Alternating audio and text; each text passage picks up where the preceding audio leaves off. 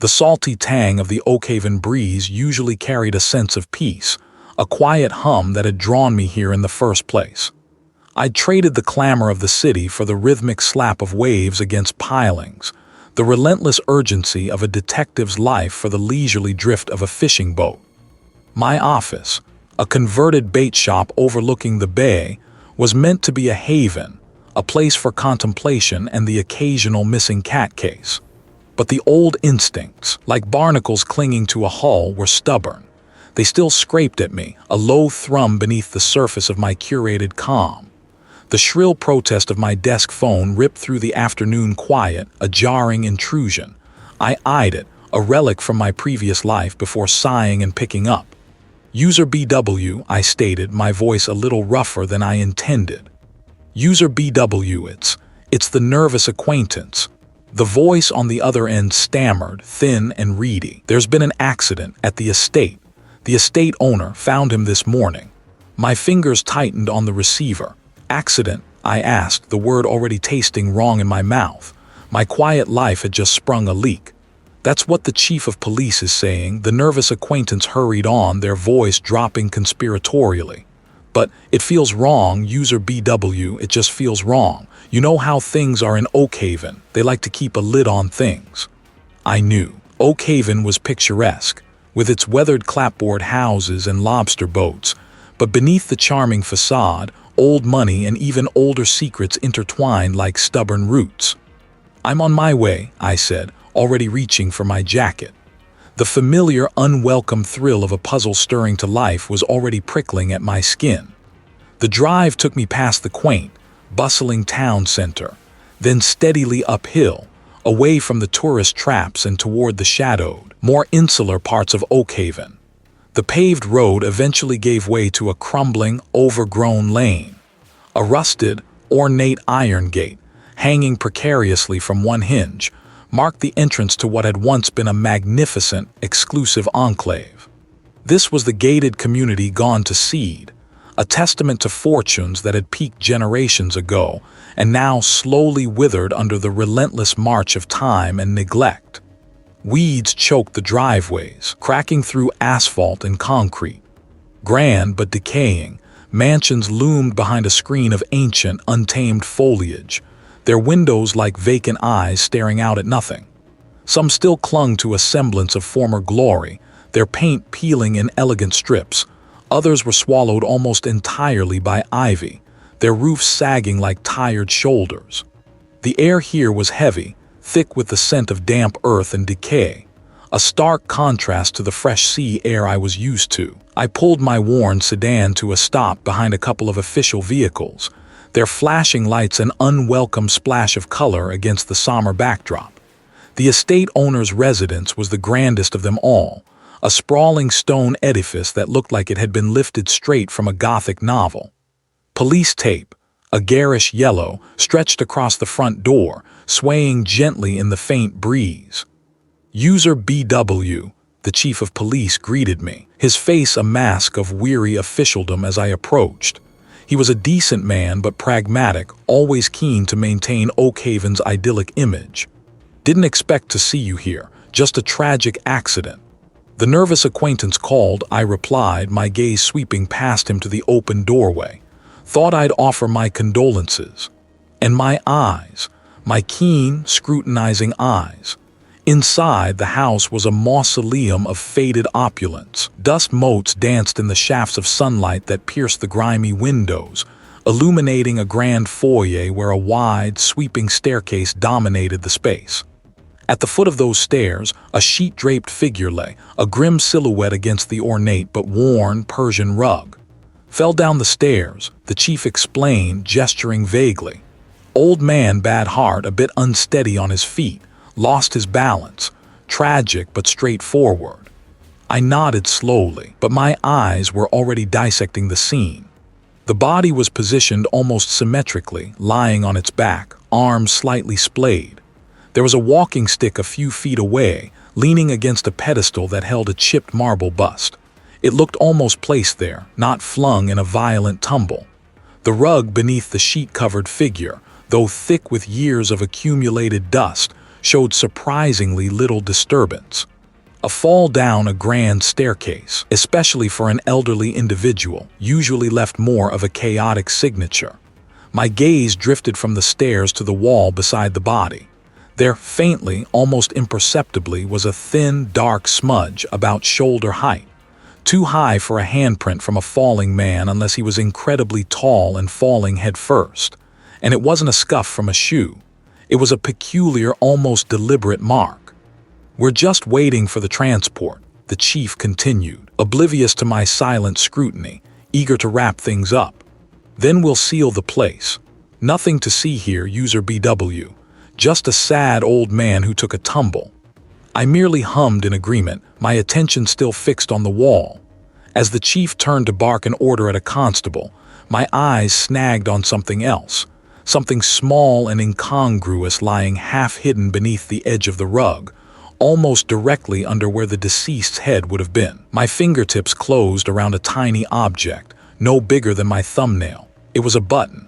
It didn't match the estate owner's tweed jacket, which lay neatly draped over a nearby chair, nor did it seem to belong to any other visible item in the room. I palmed it, the smooth, cool, with a stark contrast to the rising heat in my gut.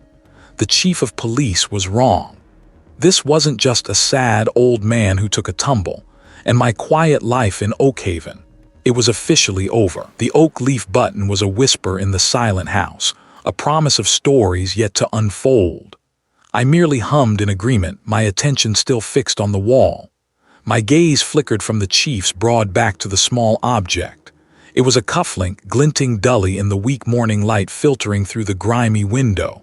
Not just any cufflink either. This one was old money, a tiny intricate crest embossed on tarnished silver, clearly an heirloom. No working-class fisherman, no matter how much he'd scrimped for a nice suit, would own something like this. And certainly not one who'd supposedly slipped and cracked his head open on a stone hearth. The chief's voice boomed, "Get a move on, I want this wrapped up." My opportunity. I knelt, pretending to examine the hearth more closely, my fingers brushing against the rough wool of the rug. A quick, practiced movement and the cufflink was in my palm, cool and heavy. I palmed it, tucking it into my trouser pocket as I straightened up. It was a small thing, but it hummed with the quiet certainty of a lie. Accidental. I didn't think so, not anymore. "Anything else, UserBW?" the chief asked, turning back to me, a hint of impatience in his tone. He was eager to close this file, I could tell. Oakhaven preferred its tragedies neat and uncomplicated. "Just taking it all in," I replied, my voice calm, betraying nothing of the silver weight in my pocket. "Tragic business."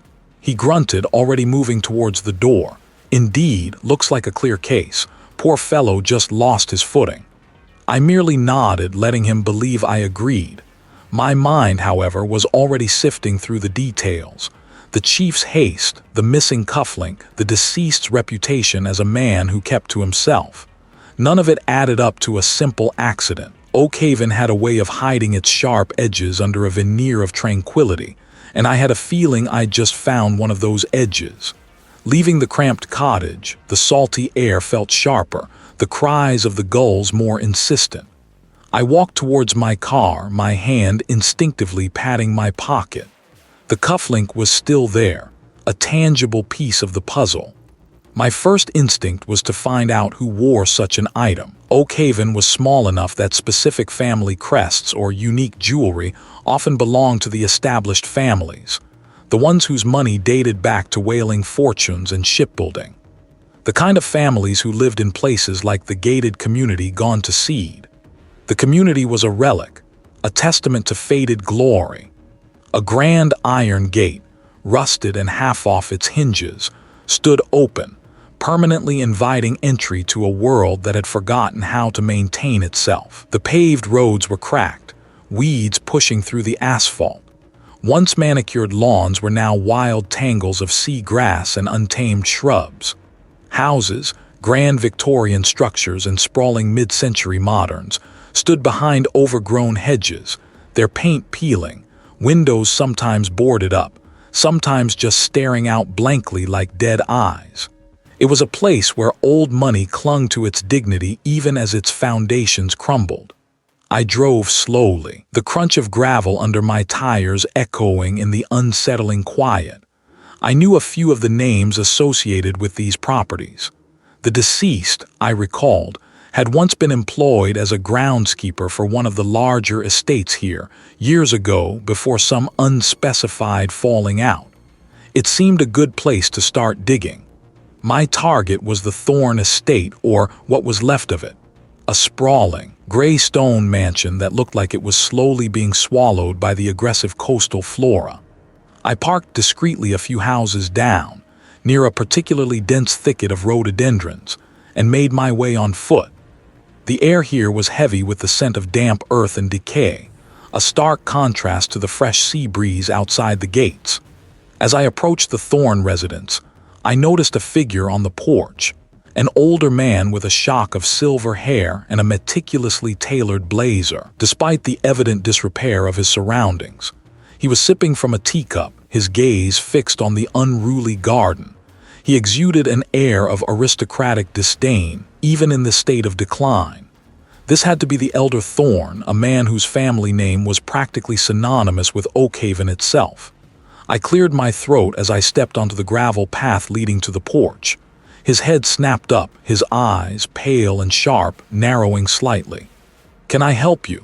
he asked, his voice surprisingly robust for his age, laced with an unmistakable undercurrent of impatience, as if my very presence was an inconvenience. "UserBW," I introduced myself, extending a hand.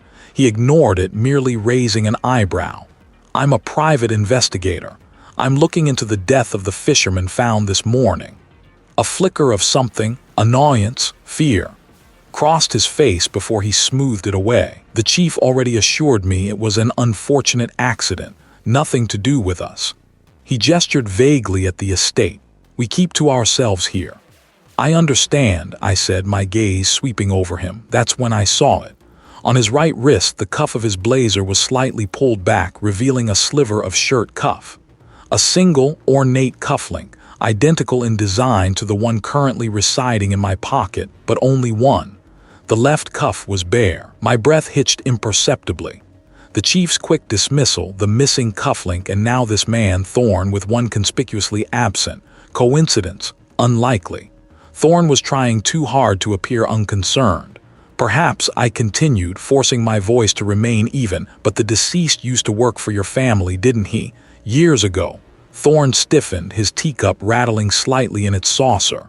"That was a long time ago. A lifetime." He was dismissed. "Troublesome individual."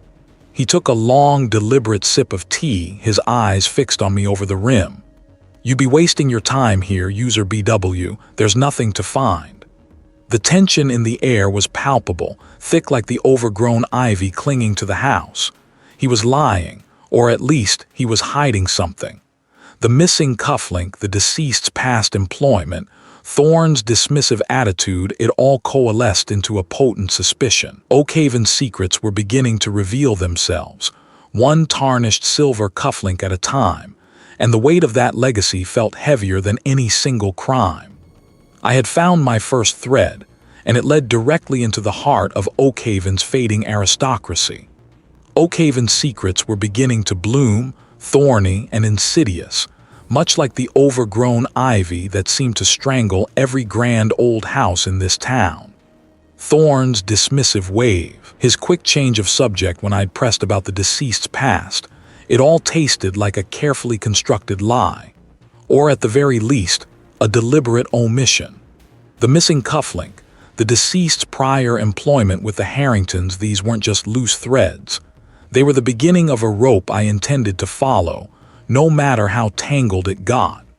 My gut told me to start where the deceased had started, before the supposed promotion to groundskeeper at the Harrington estate. His old address, a quick check of the town's archived records, easily accessible through a contact I'd cultivated in my brief, quiet retirement here, pointed me towards a section of Oakhaven that locals often referred to as the gated community gone to seed.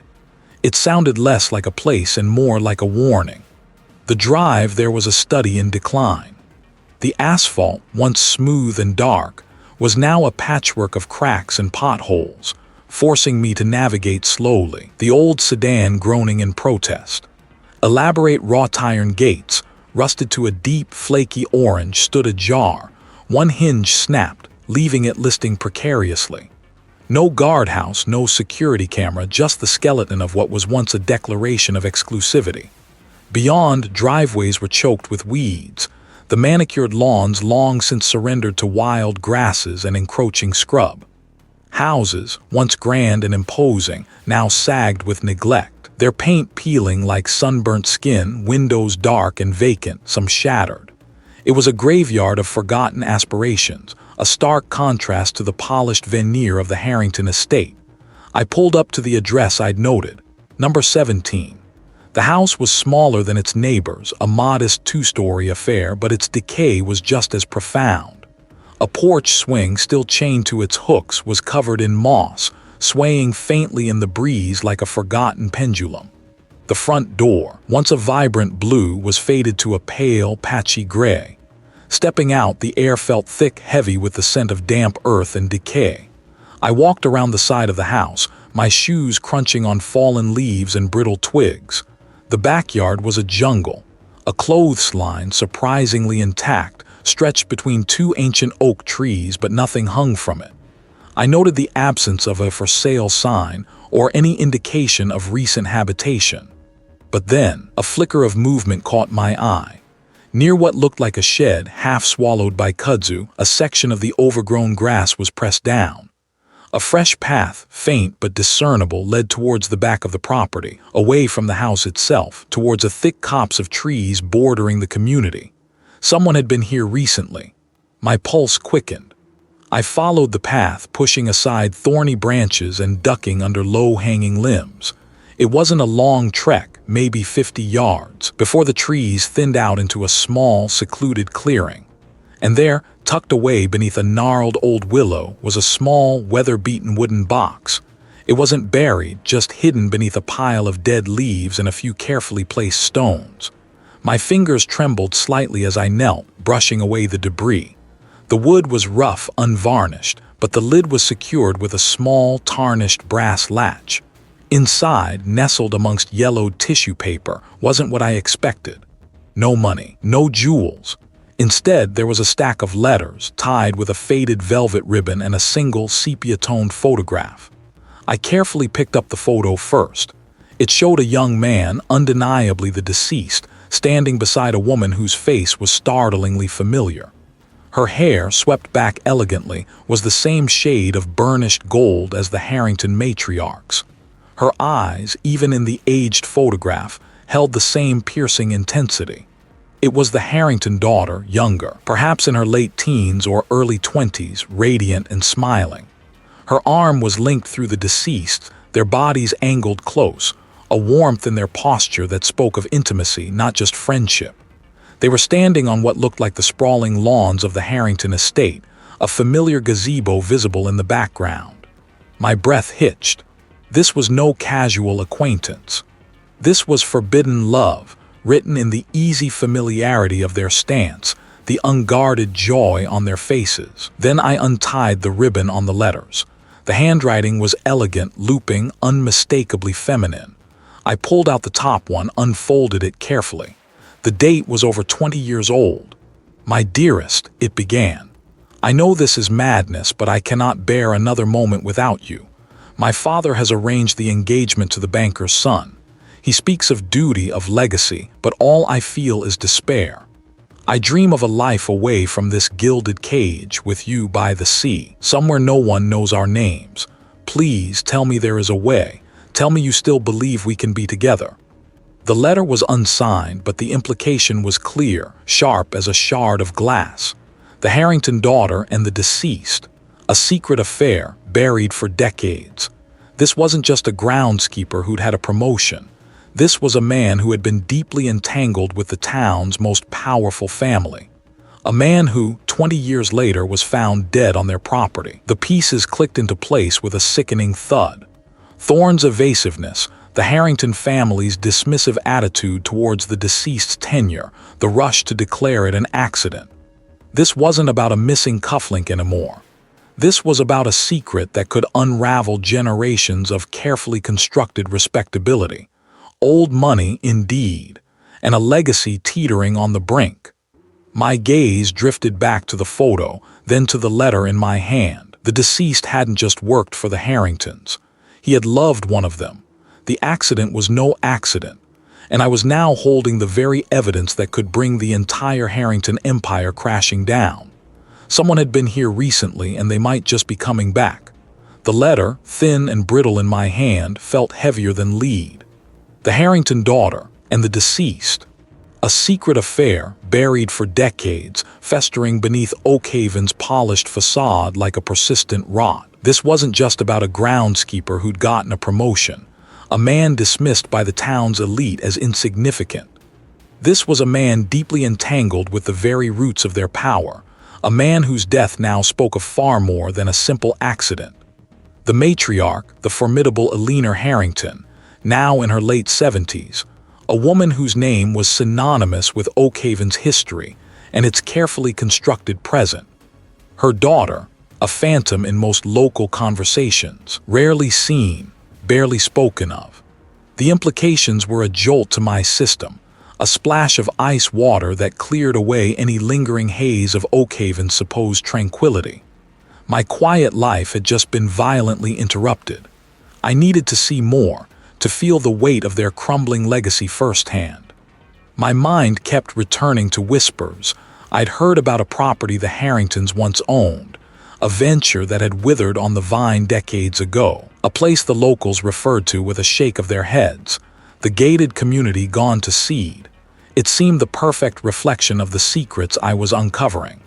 The drive out was short, the coastal road winding away from the bustling docks and the quaint Main Street, eventually giving way to a more desolate stretch. The road leading to the community was barely paved, cracked and buckled like old skin. The entrance gate hung askew on rusted hinges, a skeletal sentinel guarding nothing but decay. Once, I imagined, it had been an imposing wrought iron affair, perhaps adorned with some grand, forgotten crest. Now it was just a testament to ambition left to rot. I steered my vehicle past the broken gate, the tires crunching over loose gravel and what looked like shards of broken statuary. The gated community gone to seed wasn't just a turn of phrase. It was an accurate description, chilling in its precision. Mansions, or what remained of them, stood like ghosts behind overgrown hedges, their windows shattered eyes staring out at an indifferent sky. Driveways were consumed by tenacious weeds. Swimming pools were black, stagnant pits. The air hung thick with the scent of damp earth and neglect. Here, the weight of old money didn't manifest in polished grandeur, but in the slow, agonizing surrender to time. I parked near what appeared to be an old guardhouse, its wooden walls slumping inward, the roof caved in. It felt safer than parking further in, deeper among the derelict mansions. My boots kicked up dust as I walked, my gaze sweeping across the desolate landscape. This place, once meant to be a testament to wealth and foresight, was now a monument to failure. It felt personal, not just a failed development, but a physical manifestation of something deeper, something broken within the Harrington lineage itself. My eyes narrowed on a small structure deeper within the community, nestled among a cluster of dying cypress trees. It looked like an old pump house or maybe a utility shed. It was less grand than the ruined homes, but its isolation drew me in. Perhaps, I thought, it was where a groundskeeper might have stored tools, or where a clandestine meeting could have taken place, away from prying eyes. The deceased had been a groundskeeper, after all. I pushed open the warped wooden door of the shed. It protested with a groan that echoed through the unnerving quiet. Inside, the air was stale and heavy, thick with the smell of mildew and decay. Cobwebs draped from the rafters like tattered lace. There wasn't much. A few rusty tools, a broken wheelbarrow, stacks of old, water-damaged gardening magazines. But tucked beneath a pile of ancient tarps in a forgotten corner, I found something. A small, leather-bound journal, its cover cracked, its pages brittle. It wasn't a diary, it was a ledger. mostly meticulous entries of supplies, wages, and maintenance schedules from decades past. But near the back, tucked into a fold, was a dried, pressed flower. A small white orchid, delicate and strangely out of place amidst the grime. And beneath it, a tiny, almost imperceptible inscription scratched into the faded page in a delicate hand. E.H. Eleanor Harrington or her daughter.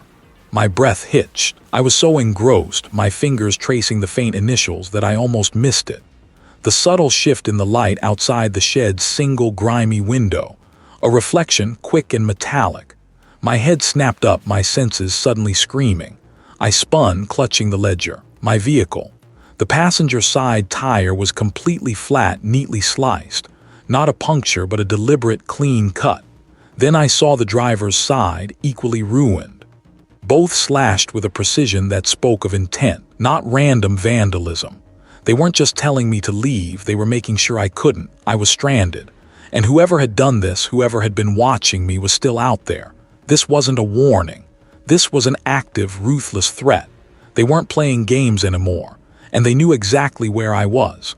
The subtle shift in the light outside the shed's single grimy window wasn't a trick of the setting sun. It was a solid, deliberate interruption. My breath hitched, a cold knot tightening in my gut. I hadn't come here to be found. I flattened myself against the rough-hewn wall, the brittle pages of the ledger clutched tight in my hand. The shed's single door groaned, a long, drawn-out complaint against the silence. Not the town's constable, not a local. This person moved with a proprietary air, a slow, methodical sweep of their gaze, looking for something specific. My heart hammered, a frantic drum against my ribs, but I kept my breathing shallow, my body rigid. They moved past the stacks of old netting, past the rusted anchors, their eyes scanning the shelves where the ledger had rested. They knew this shed. They knew what they were looking for. A glint of metal caught the weak light, a small, heavy wrench tucked into a belt loop. My mind raced. This wasn't a casual visit. This was a search, and the tool suggested a readiness for enforcement. The figure's back was to me for a precious second. Now was my chance. I eased back, pressing further into the deepest corner, then made my move. A low crouch, a silent scuttle towards the door, using the clutter as cover. My foot snagged on a forgotten buoy, sending it rolling with a soft thud. The figure spun, their head snapping towards the sound. I froze, caught in the beam of a small, powerful flashlight that had appeared in their hand. The light hit my face, stark and revealing. Recognition flickered in their eyes, a flash of surprise quickly replaced by a hard, determined set to their jaw. They lunged. I didn't wait. I burst out of the shed, scrambling into the twilight, the salty air a sharp shock against my lungs. I didn't look back, just ran, the ledger a burning weight in my hand, until I reached the relative safety of my vehicle parked a good distance away, concealed behind a cluster of wind-battered pines.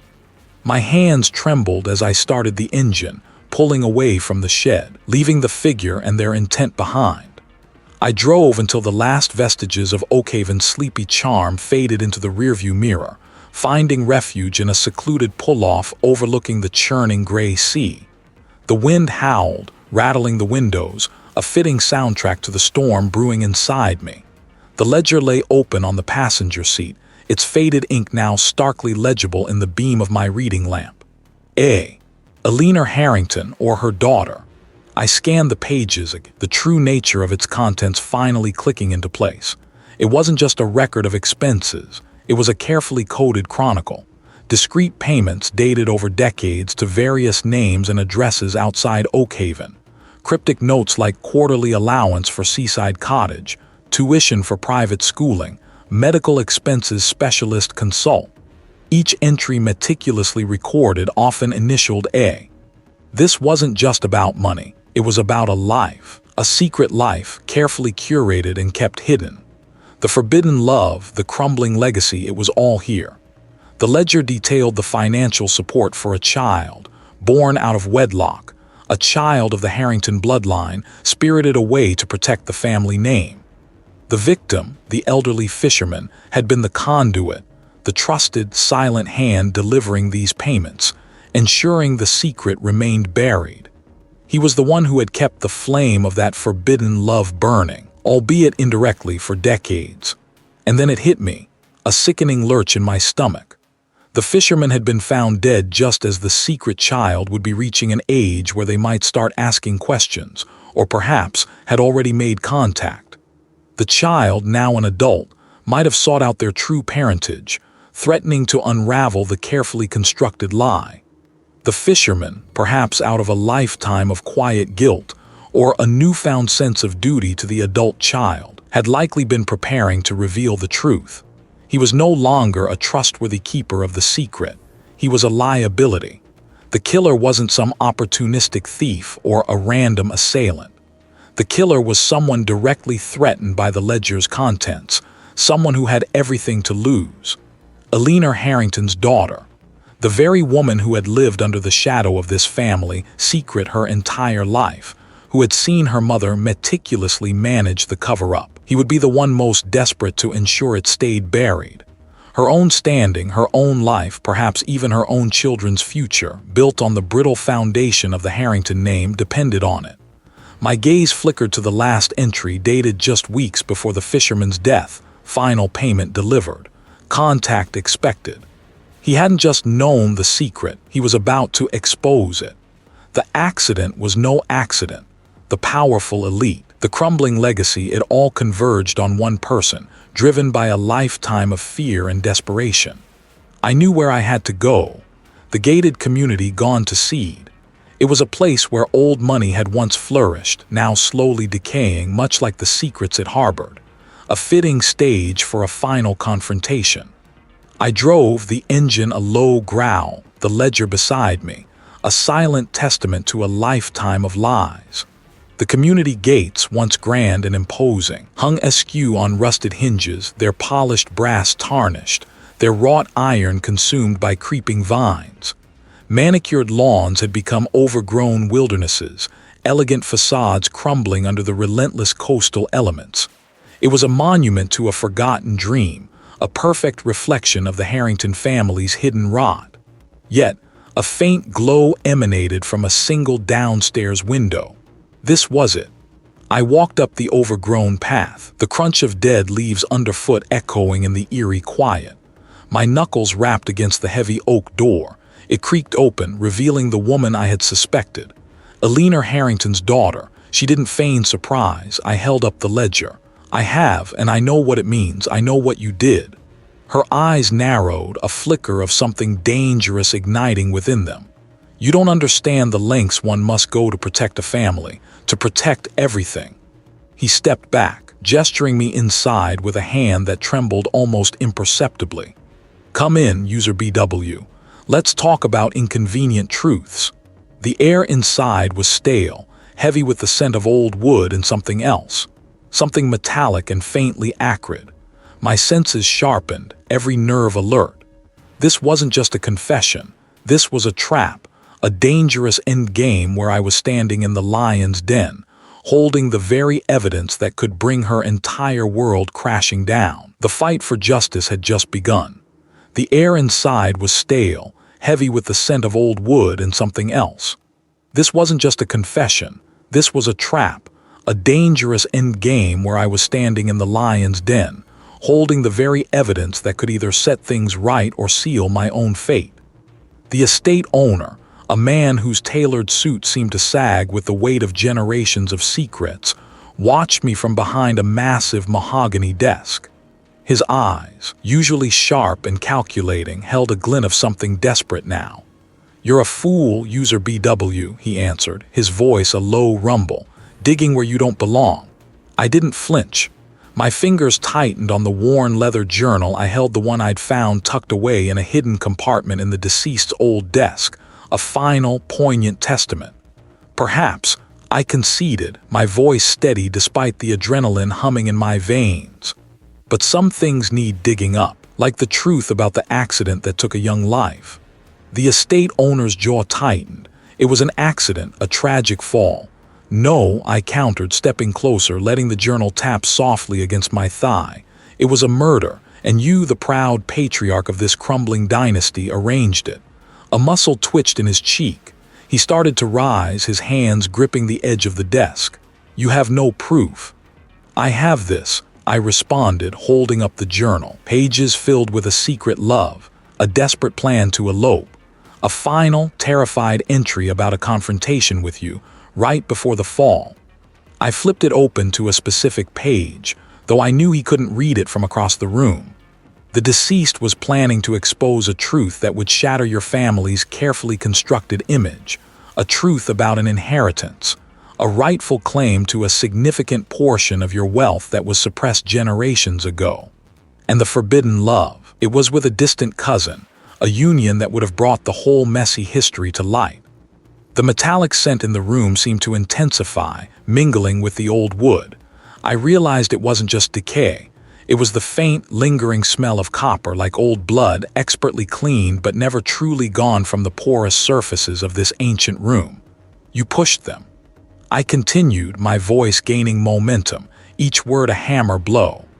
"Up on that widow's walk, overlooking the sea. You knew they'd been meeting there, planning their escape. You confronted them not to reason but to silence them permanently. The old railing, conveniently rotted in a specific spot, was your alibi, a staged tragedy." The estate owner let out a humorless laugh, a dry, rasping sound. "You've woven a very creative tale, detective, but without a witness, without a confession, it's just conjecture." "I have a witness," I stated calmly, watching his eyes widen fractionally. "The groundskeeper, not directly to the push, no, but he saw you arguing with the deceased earlier that day, near the path leading to the widow's walk. He heard snippets about disgrace and destroying everything. He was too terrified to come forward, but my inquiries stirred his conscience. He came to me this morning after I showed him this." I gestured to the journal. "He described the look on your face. He's always been jealous of my family's standing." "Perhaps," I conceded again, keeping my gaze steady. "But his story aligns perfectly with the timeline, the forensic report that noted a fresh scuff mark on the railing before it gave way, and the distinct lack of a struggle which always bothered me. A fall from that height, from a sudden collapse, should have shown more signs of panic, more desperate grasping. Unless, of course, they were already incapacitated or too shocked to react." I took another step, closing the distance between us. The acrid smell in this room, the one I noticed when I first arrived here, in this grand, decaying mansion within the gated community gone to seed. It's the faint residue of the cleaning solution you used, isn't it? To wipe down not just the railing, but perhaps to clean up something else, something small, a dropped item, a trace of your presence that you overlooked. His composure finally cracked. His face, usually a mask of aristocratic indifference, contorted into a snarl.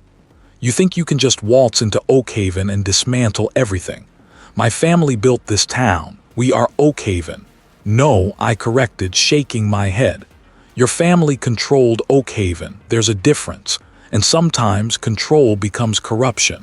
Sometimes a legacy is built on a lie, and that lie demands a terrible price."